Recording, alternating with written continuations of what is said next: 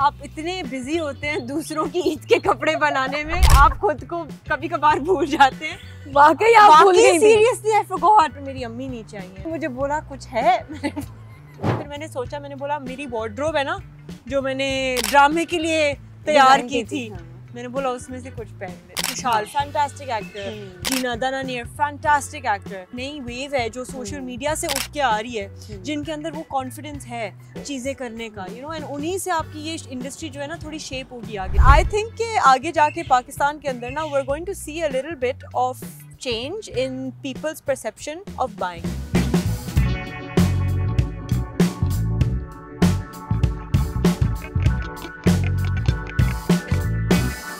Hi, this is Kahkashan Bukhari and you are watching me on Geo digital. आज जो हमारी guest हैं तो उनसे अक्सर जो है वो फैशन शोज़ में ही मुलाकात हो पाती है, लेकिन उनकी अच्छी बात ये है कि जब फैशन शो उनका कोई हो रहा होता है तो उनके कपड़े बातें करते हैं। और दूसरा ये कि अब वो स्क्रीन पर भी नज़र आ रही हैं, ड्रामा इंडस्ट्री में उन्होंने अपने कदम रख दिए हैं।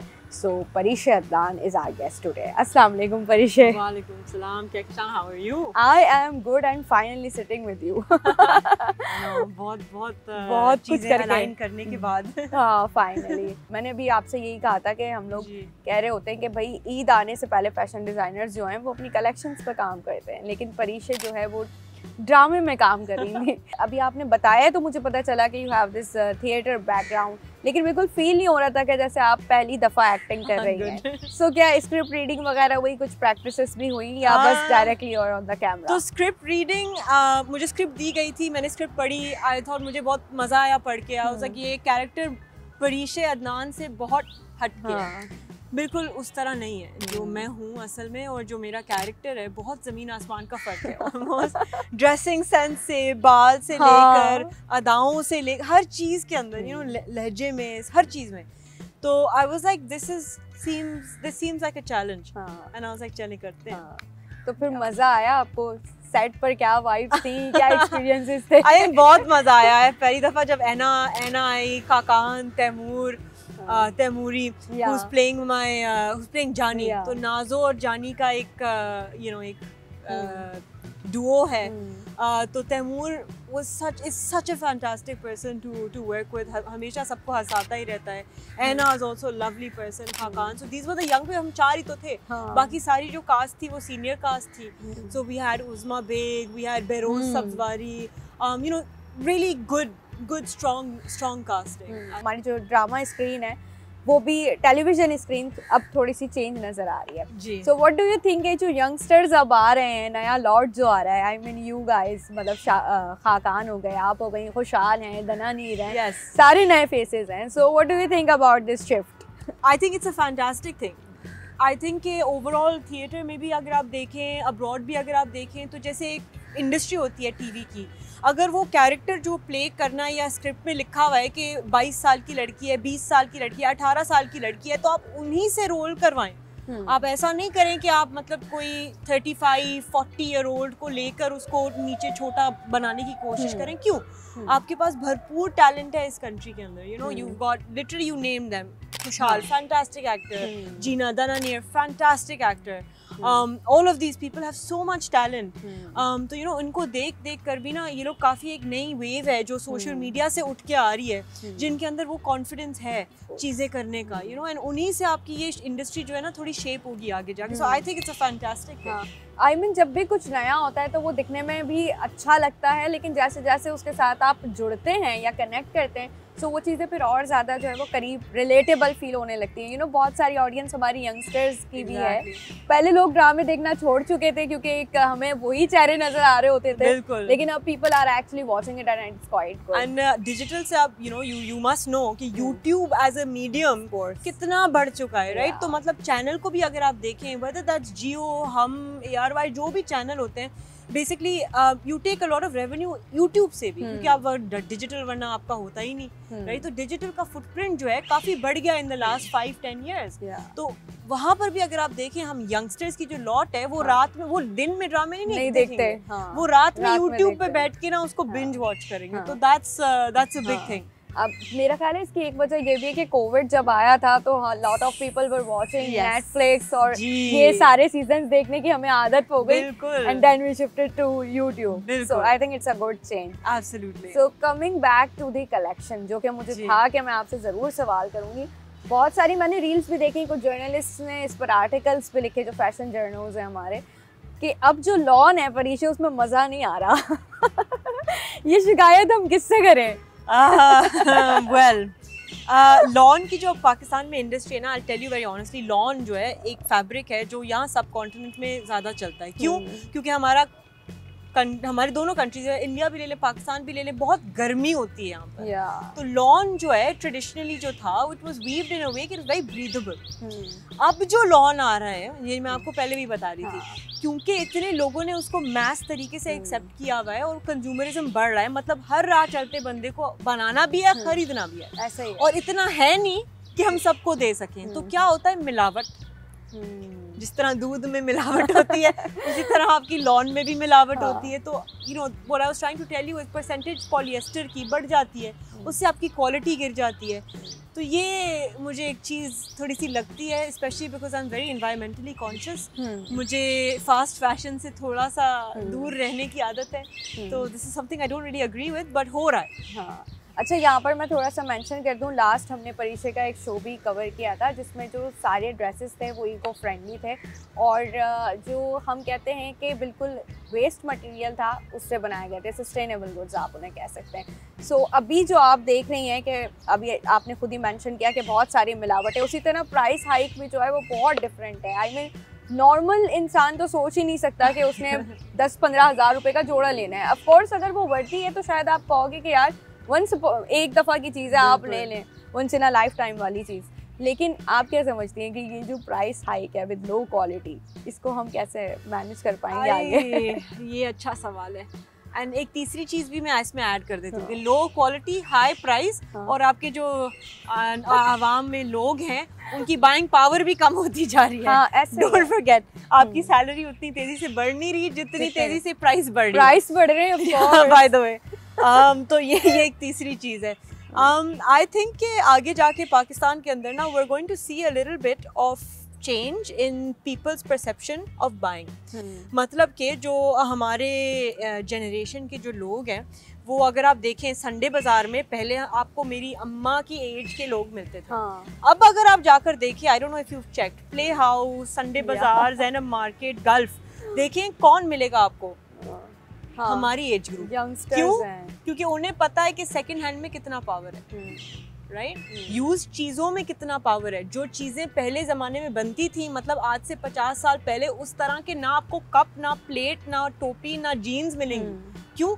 आज के ज़माने में जो चीज़ें बन रही हैं लो क्वालिटी हाई प्राइस वाली, वो मैं क्यों लूँ जब मुझे पता है कि 20 साल पुरानी जो एक ज़बरदस्त चीज़ थी उस तरह दोबारा कोई चीज़ बनेगी। ऐसे ही है। तो for me that's a very big thing, and I think कि आगे जाकर अगले 5-10 साल के अंदर ना आप एक शिफ्ट हम सब देखेंगे कि हमारी ये जो जनरेशन है, और मुझसे भी जो यंग जनरेशन है, जेन जी की बात कर रही हूँ, यू नो, जो जिनके पास एज सच कोई अभी पैसा है नहीं, जो आपकी टिकटॉक वाली, हाँ, जो आपकी जनरेशन टिकटॉक वाली है, जो अभी उठ रही है, उनके अंदर जो एक डिफरेंस इन थॉट है ना, वो नई चीज़ है जो हमने पहले पाकिस्तान के अंदर नहीं देखी। इवन अभी आपने ये बात की तो हम अपने पेरेंट्स से सुनते थे कि भाई पुरानी पहने हुए कपड़े होते हैं वो थोड़ी लेते हैं, किसी और के पहने हुए कपड़े होते हैं। और इनफैक्ट लोग बड़ा प्राउडली कहते थे हम अपने बच्चों को थ्रिफ्ट नहीं पहनाते, which is funny, क्योंकि अगर आप देखें मेरी दादी की साड़ी बांग्लादेश से बनी हुई, आज वो सिल्क आज वैसे ही होगा। नहीं, वो तो वैसा ही है, बट आपको वो दोबारा मिलेगा ही नहीं,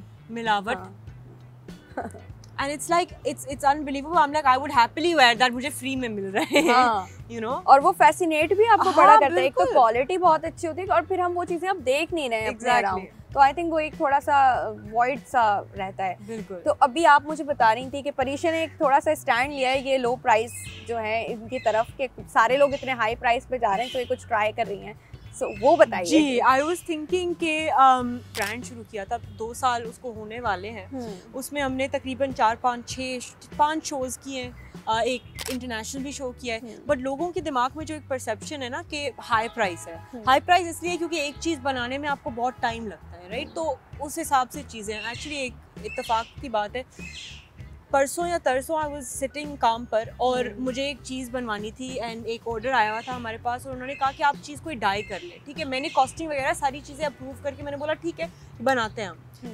एक दिन बाद मुझे डायर का फ़ोन आया कि गैस की प्राइस बढ़ गई है तो आपकी डाइंग की प्राइस बढ़ेगी। मतलब अब बताएं क्या करें, राइट? गैस की प्राइस बढ़ गई, डाइंग की प्राइस बढ़ गई। अब मैं सोच रही हूँ कि मैंने अब कस्टमर को तो बता दिया 100 रुपए का है, अब मैं बेचूं कैसे? मैं इसको कैसे बेचूं? तो ये भी हो रहा है पीछे से। तो I was like you know what, अगर if I am not the only one जिसको ये चीजें फील हो रही हैं, बाकी सबको भी चीज फील हो रही है, तो how do we combine the struggle of low price at quality? तो अभी at the moment that's what I'm working on. I said कि show हम थोड़ा सा delay करते हैं। At the moment what I want to do is bring something cost effective to a larger market. तो ये अभी plan में। आपने जैसा मुझसे कहा भी था कि कोई प्रेट का आपका जी, प्रेट तो वही हो गया ना, प्रेट हो गया मतलब रेडी टू वेयर। मतलब ऐसा नहीं कि मेरा जो कॉन्सेप्ट था जो हम अवामी के साथ भी लेकर आ रहे थे my previous brand, and what I want to bring back is कि हर बॉडी शेप जो है औरत की, स्पेशली पाकिस्तान के अंदर, आप और मैं एक चीज पहनकर शायद अच्छे ना लगे, ऐसे ही है। और जो चीज आप पर अच्छी लगे शायद वो मेरे ऊपर नहीं अच्छी लगे। सबका बॉडी टाइप डिफरेंट है। एग्जैक्टली। तो and how does one cater to that? And सिर्फ ये दर्जी आपको बता सकता है। एंड हमारी जो बैकिंग है, I mean I am privileged enough to have been born in a house जहां पर शुरू से हम यही काम करते हुए आ रहे हैं, right? I grew up with them, I grew up सिलाई मशीन के पीछे, यू नो। तो आई वाज लाइक ये तो मुझे पता है ना कि आपके ऊपर क्या कट अच्छा लगेगा। How do I bring that to the market कि आपको दर्जी के पास ना जाना पड़े, आप ऑफ द रैक अपनी बॉडी के लिए कुछ अच्छा उठा सकें जो लगे कि आपके ऊपर सिलाए। So this is the That's what I'm trying to do. I think अगर ये आप कर लेती हैं तो बड़ा अच्छा हो जाएगा। बहुत सारे लोग जो है वैसे पता है अभी दर्जी भी आपसे 2-2.5 हज़ार रुपए लेंगे just for stitching. Have you gone recently? Probably not. बिल्कुल ही, मैं ये सब भुगत के आ चुकी हूँ। हाँ, मतलब आप बाहर से लें, दर्जी से बनवाएं, वो उतनी प्राइस का पड़ रहा है। अब तो इवन ये हो रहा है कि आप रेडी टू वेयर खरीद लें बजाय इसके कि आपने फैब्रिक लेके और फिर दर्जी के ख्वारी ऊपर से। तो आपने खुद अभी लॉन ट्राई की, जो क्या आपका, मैं जानना चाहूंगी कि आपका क्या रिव्यू है लॉन कलेक्शंस के बारे में। मैं आपको वही मिसाल दे रही थी कि मेरी जो शूट हो रही थी ना वो ये नूरानी कबाब हाउस के पास थी, सिंधी मुस्लिम के बाद। तो वहाँ पर एक पुल है, हम यहाँ कराची में बैठे हुए हैं, वहाँ एक यहाँ पुल है, वहाँ पर 4 बिलबोर्ड लगे हुए हैं, ठीक है? अब आप गाड़ी में जाते हैं वो बिलबोर्ड देखते हैं, बिल्कुल। एंड मैंने ये कह रही थी कि मुझे एक्चुअली अभी तक पता नहीं उस बिलबोर्ड पे कौन से ब्रांड थे। मुझे तो लग रहा था कि हानिया आमिर एक बिलबोर्ड से दूसरे बिलबोर्ड में, तीसरे बिलबोर्ड, चारों पे हानिया थी और एक ही तरह के कपड़े, एक ही कैमरा मैन, एक ही कलेक्शन और एक ही मॉडल। मुझे लगता है कि फोटोग्राफर भी शायद एक ही होगा जिसने सारे कैंपेन शूट किए। And I was like wow this is amazing. And क्योंकि आप यू नो आप ऑब्वियसली जब आपने you've taken an amazing person like Hania, you want Hania to be front and center, right? तो आपका ब्रांड नेम भी छोटा सा है, तो वो तो नजर ही नहीं आ रहा, of course नहीं आ रहा billboard. It's like identical. I was like क्या, what convinces me as a buyer कि मैं A से लूँ या B से लूँ या C से लूँ? क्योंकि सबके पास एक सा ही प्रोडक्ट है। और even not only about the product, आप देखें कि थीम्स, डिजाइन, इवन जो प्रिंट्स हैं नॉर्मल बिल्कुल एक जैसे ही नजर आ रहे हैं। I think बनाने वाले पीछे से भी एक है। हाँ, शायद हो भी सकता है। I think so. तो ये होता है परीक्षा क्या एक डिजाइनर जो आपकी ब्रांड के साथ कनेक्टेड है वो डिजाइनर नहीं होते। You see लॉन के अंदर I'll give you something about the industry. कोई भी डिजाइनर जो है as such unless उनके पास मिल्स हो, वो लॉन खुद नहीं बना सकती, क्योंकि लॉन जो है वो मैस में बनता है, मतलब सैकड़ों पीस एक साथ बनेंगे। तो फॉर एग्जांपल अगर मेरे पास एक लॉन की फैक्ट्री होती तो मैं सिर्फ आपके साथ नहीं काम कर रही होती, मैं उनके साथ भी काम कर रही होती, मैं इनके साथ भी काम कर रही होती, और मैं बोलती आपको कौन सा डिजाइन चाहिए मैं आपको ये दे रही हूँ, आपको कौन सा डिजाइन चाहिए मैं आपको ये, होंगे तो सारे 19-20 ये होता है। मतलब एक जो आप कहते हैं ना मार्केट एक ही है जहाँ से सब कनेक्टेड है। फॉर एग्जाम्पल अगर आप कल को मुझे आके बोलती हैं कि परीशे लॉन बना दो, मैं बोलूँगी मैं खुद तो नहीं बना सकती, मुझे भी कहाँ जाना पड़ेगा, लॉन बनाने वाले के पास। और शायद वो ऑलरेडी 5 ब्रांड कर बना चुका हो या बना रहा हो है ही, मोनोपोली है, मोनोपोली है। It's big, it's a big industry. This is the scene. ये तो हमें पता ही नहीं था कि ये जो सब एक से नजर आ रहे हैं उसके पीछे एक भाई का हाथ है। चले, फैमिली का हाथ है, फैमिली का हाथ है। अच्छा, अब ये बताइए कि आपका ये जो इंडस्ट्री में अब आपने कदम रख दिया, ऐसे मैंने कहा था, तो अब इस ड्रामे के बाद और क्या प्लान्स हैं आगे? एक्टिंग के अंदर मैं आपको पहले भी ये कह रही थी कि इस दफ़ा करने के बाद मुझे अंदाज़ा हुआ कि कितनी इसके अंदर जान जाती है, so to speak. It's not a piece of cake. It's not a piece of cake. It's not a walk in the park. ऐसा नहीं है बिल्कुल कि आप दोनों चीज़ें साथ संभाल सकते हैं। I don't know ये कैसे टाइम गुजरा है, क्योंकि काम के साथ साथ इसको जगल करना is actually been really difficult.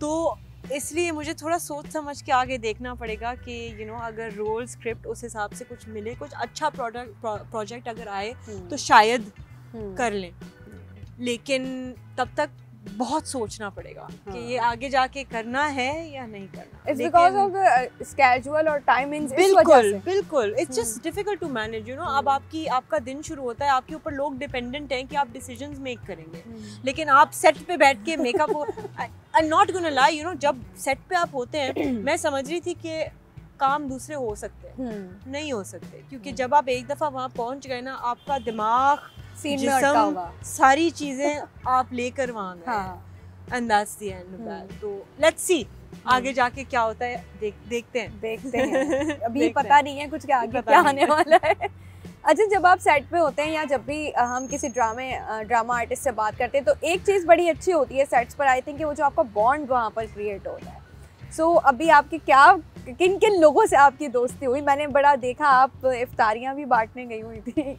जहाँ इफ्तारी और वो आप दनानीर के साथ। अच्छा, दनानीर एंड अनीका के साथ। Okay. But that was, she's not on my set.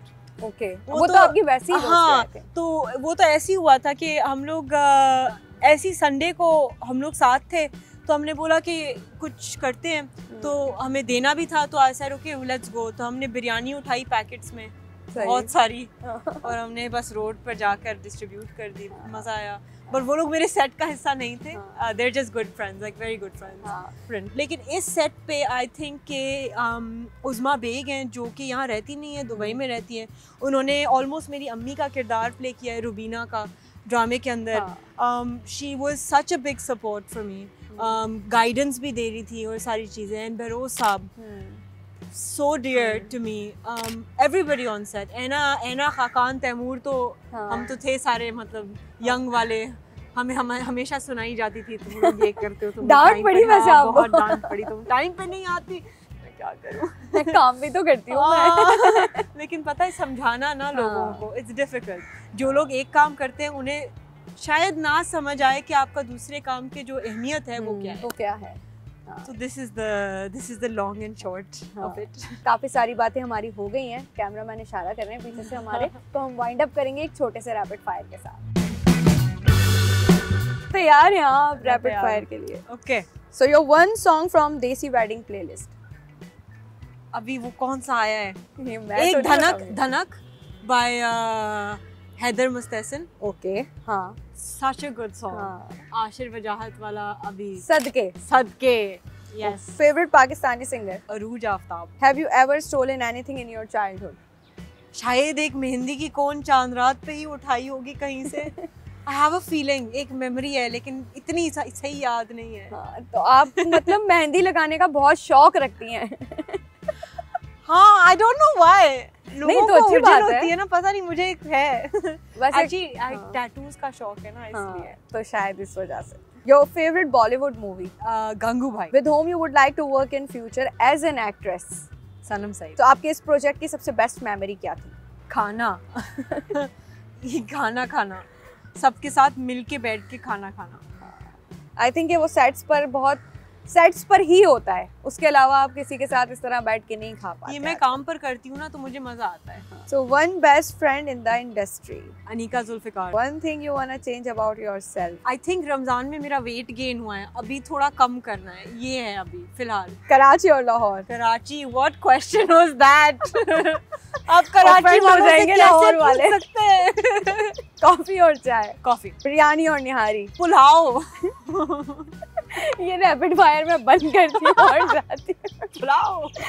Okay, अब पुलाव। अम्मा से करीब रही हैं आप या अब्बा से? मॉर्निंग पर्सन और नाइट आउट? मॉर्निंग। देसी आउटफिट्स और वेस्टर्न क्लोथिंग? देसी आउटफिट्स। चले जी, इसको हम वाइंड अप करते हैं और आप लोग जाते जाते मुझे कमेंट सेक्शन में बताइएगा परीशे का जो ड्रामा आया था उसमें उनका कैरेक्टर आपको कितना पसंद आया, और अपना बहुत ख्याल रखिएगा। अल्लाह हाफ़िज़।